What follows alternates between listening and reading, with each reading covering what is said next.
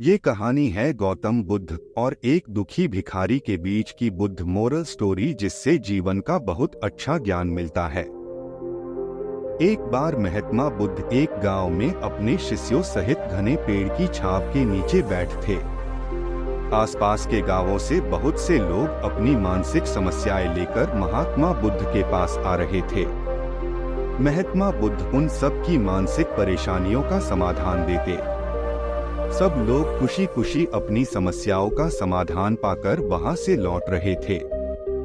वहीं से कुछ दूर बैठा लोगों को बुद्ध के पास जाते देख एक दुखी भिखारी अपने भाग्य को कोसता हुआ यही सोचने लगा कि अभी कुछ देर पहले तो ये लोग दुखी मन से मुंह लटकाए उन महात्मा के पास गए थे, और अब इतना खुश होकर कैसे वापस लौट रहे हैं।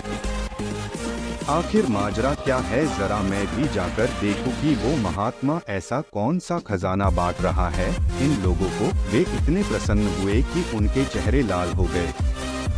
जब वो दुख भिखारी कुछ नजदीक गया तो उसने देखा कि ये महात्मा तो लोगों को प्रवचन देकर लोगों के दुख का निवारण कर रहे हैं।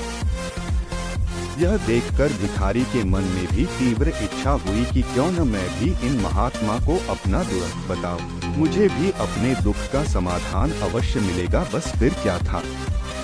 समाधान पाने की लालसा लिए भिखारी महात्मा बुद्ध के सामने पहुंचा और हाथ जोड़कर प्रणाम करते हुए बोला, हे महात्मा बुद्ध, मैं भी लोगों की मदद करना चाहता हूँ। मुझे लोगों की मदद करने की बहुत इच्छा है, लेकिन मैं कैसे मदद कर सकता हूँ? मैं बहुत गरीब हूँ। मेरे पास न तो पैसे हैं और न ही कोई ऐसी चीज जिससे मैं किसी की मदद कर सकूं। मैं कोशिश करने पर भी किसी की मदद नहीं कर सकता। मुझे भगवान ने इतना गरीब क्यों बनाया? हे महात्मा, मुझ पर कुछ कृपा करो। इतना बोलते हुए भिखारी रोने लगा। महात्मा बुद्ध बोले, आप बहुत अज्ञानी हैं, क्योंकि आप अभी तक इस भ्रम में जी रहे हो कि तुम्हारे पास कुछ नहीं, जबकि दूसरों को कुछ देने के लिए तुम्हारे पास बहुत कुछ है। तुम बिना धन और वस्तु के भी दूसरों की मदद कर सकते हो। तुम्हारे पास जुबान है जिससे तुम मीठे शब्द बोलकर किसी के दुखी चेहरे पर मुस्कान ला सकते हो। इन्हीं शब्दों की ताकत से तुम किसी के भी टूटते हौसलों को फिर से मजबूत कर सकते हो। इन शब्दों की शक्ति से आप किसी के भी मन में सकारात्मक विचारधारा के बीज बो सकते हैं और उसे गलत रास्ते पर जाने से रोक सकते हैं। तुम्हारे दो हाथों से किसी भी कमजोर या लाचार व्यक्ति की सहायता कर सकते हो। आपके दो आंखें किसी अंधे को रास्ता दिखा सकते हैं। तुम किसी के लिए दुआ कर सकते हो। यह हो सकता है कि उनके बुरे काम फिर से हो जाएं।